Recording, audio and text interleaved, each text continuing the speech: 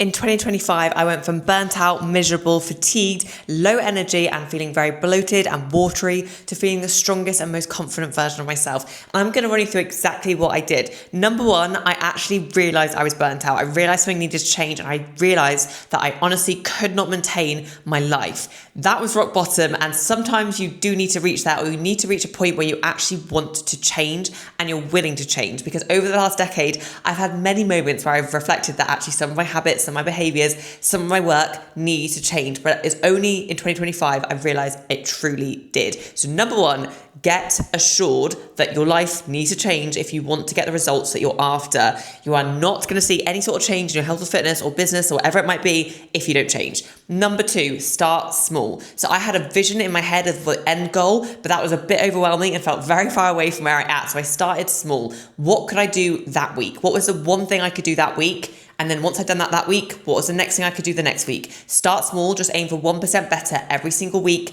Stop getting obsessed with the end goal. I do think like having a vision or a sort of route you're going down can be really helpful. So a vision board can be great, or a Pinterest board, or for me, I just sort of knew who I wanted to be, but I just wasn't that person yet. Number three, set boundaries. This for me was the biggest lesson I took away from 2025 because I've always taught others to do this, and it's something in my coaching that I'm really passionate about. But like every great coach, I wasn't always great at listening to my own advice. And it took 2025 for me to realize I had to set boundaries. Boundaries with my own clients, with my working hours, and boundaries with myself. If I told myself I'm going to do something, I'm going to show up and do it. And that is what 2025's biggest lesson was. I made boundaries with myself. I told myself I need to do X to achieve Y, and I showed up for that relentlessly because that is self-love. Self-love is not looking, or it's not necessarily looking in the mirror and telling yourself affirmations. It's not necessarily listening to happy music every single time. Like, those things are great, but what is actually self-love is showing up for yourself in the ways that you tell yourself you're going to. And that builds over time. So it started small, just little things like me telling myself I wanted to be the kind of person who made my bed every morning.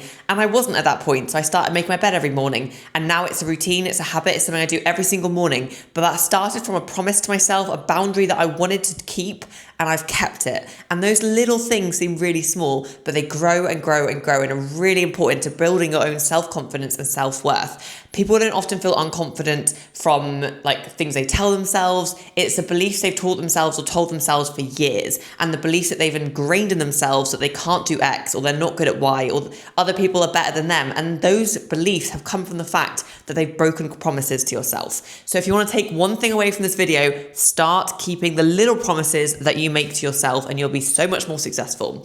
Number four, goal setting. So once you've got in the good routine of the little habits that you want to work on every single week, like I said, start small, then it is time to goal set. Have a 3-month goal, potentially a 6-month goal. Like I said, it's nice to know the vision, so maybe a long-term goal. For me, that came in the form of one, business goals, like having business goals, like wanting to bring on a coach, bring on a second coach, those sort of business goals to tick off, but also my personal goals. So for me, I work well with a deadline. So I signed up for the Hybrid Games, which was totally out of my comfort zone and completely foreign and just like unbelievably crazy for me to do. Then I signed up for a High Rocks that I've got in January. Those goals have helped me to then work backwards. So then what is my 3-month goal? What is my 1-week goal? What do I need to do today to help me reach that goal? And your goal might be you want to lose 3 stone. It might be that you want to feel confident in a bikini by summer. It might be that you also want to achieve X in your business, or you want to achieve, I don't know, a certain amount of money you save this year, whatever it might be. Set the goal, work backwards, but not before you've done step, I think it was 1 or 2, where you've done small things each week. That's the importance. Get some momentum, get some action behind you, prove to yourself you can do this, and then set the bigger goals. Don't go straight in with the big goals because it can feel overwhelming. Number 5, don't see things as failure, see them as lessons. So my mindset really shifted around this. I used to see like getting ill as a bit of a failure. 2025, I got glandular fever twice. I got burnt out. I've like destroyed my throat, whatever's going on with that. And I've had a lot of setbacks. I've had like dodgy bloods. I've just had a lot of things go wrong in my health. And in the past, I would have seen that as failure. This year, I've reframed that as it's showing me that something is wrong with my own health or fitness, and it's showing me that I'm not taking care of myself like I'm taking care of everyone else. I'm not pouring the same energy I'm pouring into everyone else into myself. And that was a hard lesson to learn, but an important one.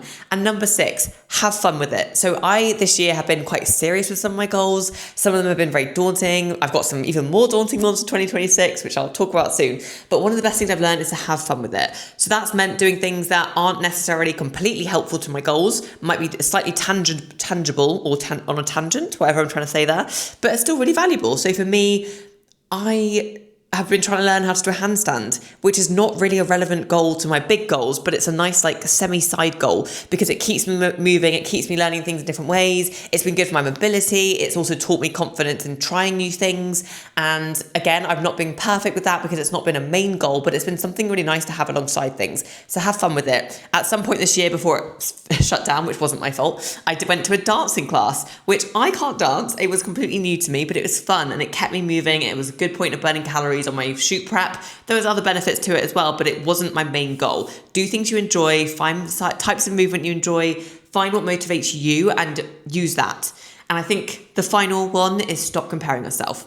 We all look on social media and see what other people have done. And I've been guilty of it. I finished the hybrid games, looked on social media and saw people doing it in 20, 30 minutes quicker than me. And obviously when I actually zoom out, I realize that they are people that are like pro athletes or they've done 10 competitions before or they've run loads of marathons before or they've just been doing this longer than me. So actually at some point I might get there as well. This was my first ever competition and very different to the style of trainings I've had in the past. And I needed to have some empathy with myself and not compare.